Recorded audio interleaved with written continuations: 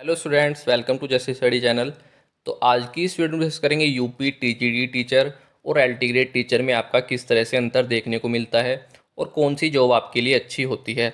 सबसे पहले मैं आपको बताना चाहता हूं, जो आपके टीजीटी जो टीचर होते हैं वो आपके अर्ध सरकारी जो यहाँ पर माध्यमिक कॉलेज होते हैं वहाँ पर नियुक्त किए जाते हैं। और जो आपके एलटी ग्रेड टीचर होते हैं वो आपके जीआईसी या जीजीआईसी जो आपके गवर्नमेंट इंटर कॉलेज या गर्ल्स गवर्नमेंट इंटर कॉलेज होते हैं, जो पूर्ण रूप से आपके राजकीय जो सरकार होती है, राज्य सरकार होती है, उसके अंतर्गत आते हैं। तो यहाँ पर एल्टीग्रेड टीचर वहाँ पर नियुक्त किए जाते हैं। तो जो यहाँ पर सैलरी होती है टीजीटी टीचर की, वो यहाँ पर एक सहायता के रूप में प्रदान की जाती है। और जो आपकी एल्टीग्रेड टीचर की जो एल्टीग्रेड टीचर की सैलरी होती है वो पूर्ण रूप से सरकार जो है वो देती है, जो आपकी समय पर दी जाती है। हो सकता है कि टीजीटी जो टीचर्स होते हैं उनकी सैलरी कभी कभी थोड़ा लेट भी हो सकती है, लेकिन जो एल्टीग्रेड टीचर की सैलरी होती है वो बिल्कुल समय पर यहाँ पर देखने को मिलती है। और जो टीजीटी टीचर्स में आपका जो विद्यालय होता है वहाँ पर आपका मैनेजमेंट देखने को मिलता है, एक प्रबंधन होता है जिसके अंतर्गत ये सभी टीचर्स कार्यरत होते हैं।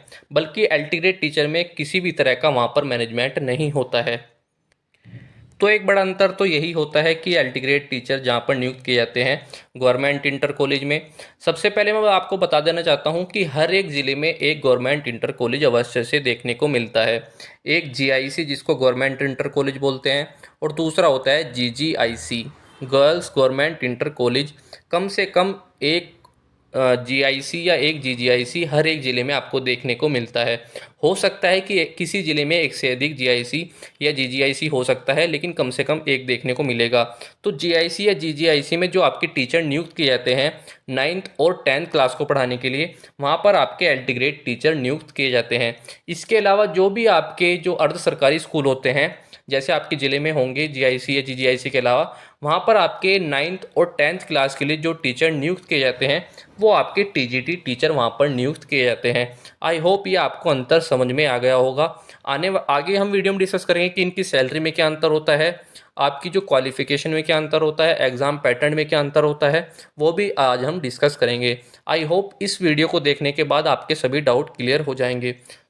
तो इस वीडियो को आप पूरी देखिएगा। अब हम बात करते हैं कि जो एल्टीग्रेड टीचर होते हैं और टीजीटी टीचर होते हैं वो किस क्लास को आपको यहाँ पर पढ़ाते हैं। तो जैसे कि मैंने आपको बता दिया कि दोनों ही यहाँ पर 9th और 10th क्लास को पढ़ाते हैं।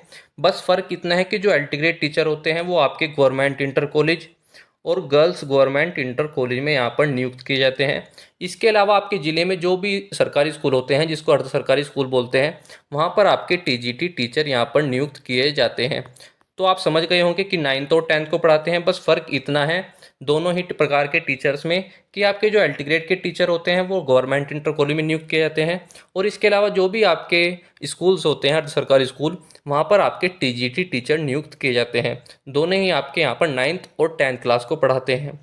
अब हम बात करते हैं इनकी क्वालिफ़िकेशन के बारे में कि इनके अगर आप इनके लिए अप्लाई करना चाहते हैं कोई भी स्टूडेंट, तो आपके पास क्या क्वालिफ़िकेशन होनी चाहिए।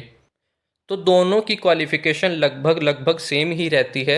अगर आपने ग्रेजुएशन प्लस बीएड किया हुआ है तो आप एल्टीग्रेड और टीजीटी के लिए अप्लाई कर सकते हैं। यहाँ पर किसी भी तरह के टेट, सीटेट या यूपी टेट की रिक्वायरमेंट नहीं होती है। बिना आप यूपी टेट या सीटेट के यहाँ पर अप्लाई कर सकते हैं, बल्कि आपके पास ग्रेजुएशन प्लस बीएड होनी चाहिए। तो दोनों की क्वालिफ़िकेशन आपने देख ही लिया होगा कि दोनों की क्वालिफ़िकेशन यहाँ पर सेम होती है। बात करते हैं इनकी एज लिमिट की, और इनकी बात करते हैं कौन सी ऑर्गेनाइजेशन एल्टीग्रेड और यूपी टीजीटी का एग्ज़ाम कंडक्ट कराती है। सबसे पहले हम बात करते हैं एज लिमिट की एल्टीग्रेड के लिए। तो मिनिमम एज जो है एल्टीग्रेड में अप्लाई करने के लिए वो है 21, और जो मैक्सिमम एज है आप 40 वर्ष तक एल्टीग्रेड टीचर के लिए अप्लाई कर सकते हैं।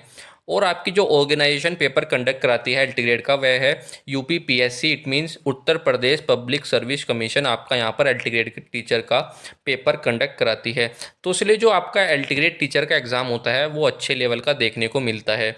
आगे हम बात करेंगे इनके एग्ज़ाम पैटर्न के बारे में भी। तो अगर हम बात करते हैं आपकी एज लिमिट जो आपकी टीजीटी के लिए होती है, तो मिनिमम एज जो देखने को मिलती है एल्टीग्रेड के लिए वो आपकी सेम होती है। एल्टीग्रेड और टीजीटी के लिए वो होती है 21 ईयर, और मैक्सिमम एज की कोई लिमिट नहीं है टीजीटी के लिए। आप किसी भी एज में आप यहाँ पर अप्लाई कर सकते हैं टीजीटी के लिए, बस आपकी मिनिमम एज 21 होनी चाहिए। और जो ऑर्गेनाइजेशन टीजीटी का पेपर कंडक्ट कराती है वह है यूपीएससी एसएसबी, यहाँ पर टीजीटी का पेपर कंडक्ट कराती है। अब हम बात करते हैं कि जो अदर स्टेट के स्टूडेंट्स हैं वह यहाँ पर अप्लाई कर पाएंगे या नहीं। तो मैं उनको बताना चाहता हूँ कि जो अदर स्टेट के स्टूडेंट्स हैं वो यहाँ पर बिल्कुल से अप्लाई कर सकते हैं, लेकिन जो अदर स्टेट के स्टूडेंट्स होंगे यूपी के अलावा, वो यहाँ पर सभी जनरल कैटेगरी में काउंट होंगे।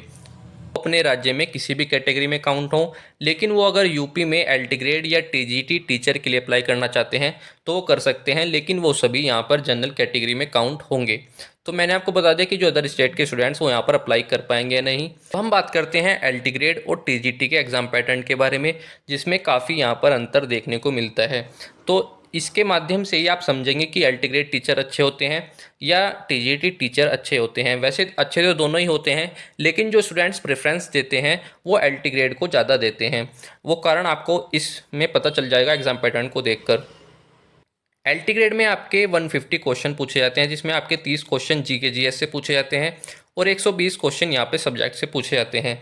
जैसे आप सब्जेक्ट में आपके एल्टीग्रेड मैथ्स के लिए अप्लाई करते हैं तो आपके यहाँ पर 120 क्वेश्चन मैथ्स से पूछे जाएंगे।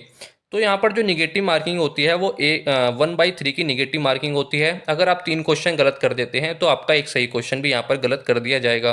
तो यहाँ पर जो दोनों में बड़ा अंतर होता है एल्टीग्रेड और टीजीटी में एग्जाम पैटर्न में, वो आपका निगेटिव मार्किंग का भी यहाँ पर बड़ा अंतर देखने को मिलता है। अब हम बात करते हैं एग्जाम पैटर्न के बारे में टीजीटी के लिए। तो यहाँ पर 125 क्वेश्चन यहाँ पर पूछे जाते हैं टीजीटी में। जो 125 क्वेश्चन होते हैं वो आपके सभी सब्जेक्ट से ही पूछे जाते हैं। यहाँ पर जो जनरल पेपर होता है वो यहाँ पर नहीं होता है, केवल आपके सब्जेक्ट से ही यहाँ पर 125 क्वेश्चन पूछे जाते हैं और यहाँ पर आपकी निगेटिव मार्किंग भी नहीं देखने को मिलती है, जो कि बड़ा अंतर है एल्टीग्रेड में और टीजीटी में। एल्टीग्रेड में तो आपकी 1/3 की निगेटिव मार्किंग देखने को मिलती है, लेकिन टीजीटी में आपकी निगेटिव मार्किंग देखने को नहीं मिलती है। और इस एग्ज़ाम के बाद आपका दोनों में इंटरव्यू भी नहीं कराया जाता है।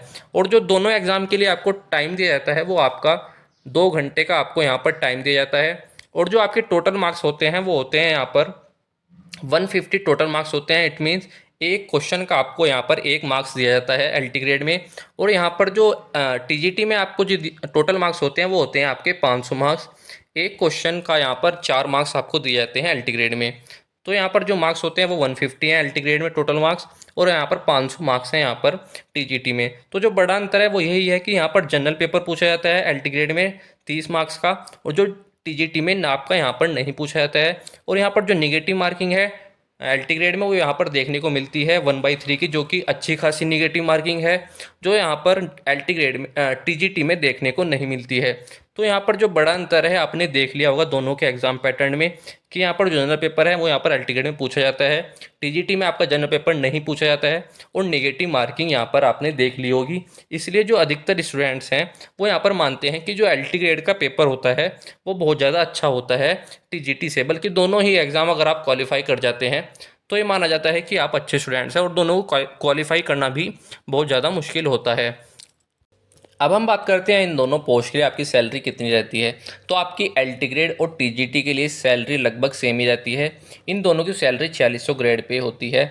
अब हम बात करते हैं इनकी प्रमोशन के बारे में, कि अगर आप एल्टीग्रेड या टीजीटी में टीचर के रूप में नियुक्त होते हैं तो आपका प्रमोशन किस तरह से देखने को मिलता है। तो जो आपका प्रमोशन होता है, अगर आप टीजीटी के लिए जाते हैं तो वहाँ से आपका प्रमोशन पीजीटी में होता है, फिर आप प्रिंसिपल पोस्ट तक जा सकते हैं।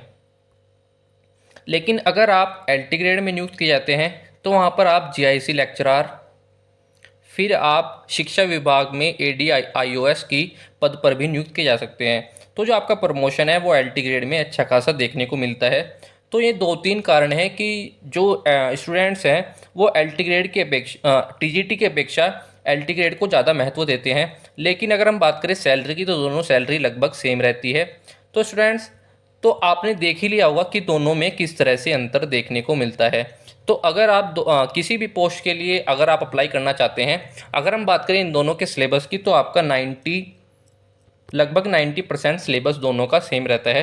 बस फ़र्क जो पड़ता है आपका जनरल पेपर का यहाँ पर फ़र्क देखने को मिलता है, कि एल्टीग्रेड में आपका जनरल पेपर देखने को मिलता है। वहीं दूसरी ओर अगर हम बात करें टीजीटी की, तो यहाँ पर आपका जनरल पेपर देखने को नहीं मिलता है। निगेटिव मार्किंग देखने को मिलती है एल्टीग्रेड में, और टीजीटी में आपकी निगेटिव मार्किंग देखने को नहीं मिलती है। तो स्टूडेंट्स, आई होप आप समझ गए होंगे कि एल्टीग्रेड टीचर यहाँ पर कहाँ पर नियुक्त किए जाते हैं और यूपी टीजीटी टीचर यहाँ पर किस तरह से नियुक्त किए जाते हैं। आपने प्रमोशन समझ लिया कि किस तरह से प्रमोशन होता है, और जो एल्टीग्रेड टीचर है वो पूर्ण रूप से आपके राज्य सरकार के अंतर्गत आते हैं, और जो टीजीटी टीचर होते हैं वो अर्ध सरकारी होते हैं। और एक अंतर ये भी होता है कि एलटी ग्रेड जो टीचर होते हैं, अगर वो चुनाव लड़ना भी चाहें तो वो चुनाव नहीं लड़ सकते हैं, क्योंकि वो पूरी तरह से सरकार राज्य सरकार के अंतर्गत आते हैं। और अगर वो चुनाव लड़ना चाहें तो उनके अपने पद से इस्तीफा यहाँ पर देना होगा। बल्कि दूसरी अगर हम बात करें टीजीटी टीचर की, तो यहाँ पर बिना पद से इस्तीफा दिए भी यहाँ पर चुनाव लड़ सकते हैं। तो ये कुछ अंतर थे टीजीटी और पीजीटी के बारे में। कुछ कॉमन कॉमन बातें भी थी, वो आपने समझ ली होगी कि दोनों ही यहाँ पर 9th और 10th को पढ़ाते हैं। सैलरी लगभग सेम रहती है। सिलेबस अगर हम बात करें 80 से 90% तक सेम रहता है। एग्जाम पैटर्न भी लगभग सेम रहता है लगभग, बल्कि आपके कुछ अंतर है नेगेटिव मार्किंग में और जनरल पेपर में। तो आई होप आपको ये इन्फॉर्मेशन अच्छी लगी होगी। अगर इस वीडियो से रिलेटेड आपकी कोई भी क्वेरी है तो आप कमेंट बॉक्स में हमसे पूछ सकते हैं, मैं वहाँ पर आपका रिप्लाई जरूर करूँगा। तो स्टूडेंट्स, अगर आपको इन्फॉर्मेशन थोड़ी भी अच्छी लगे तो इस वीडियो को लाइक करें और हमारे चैनल को सब्सक्राइब करें। Thank you.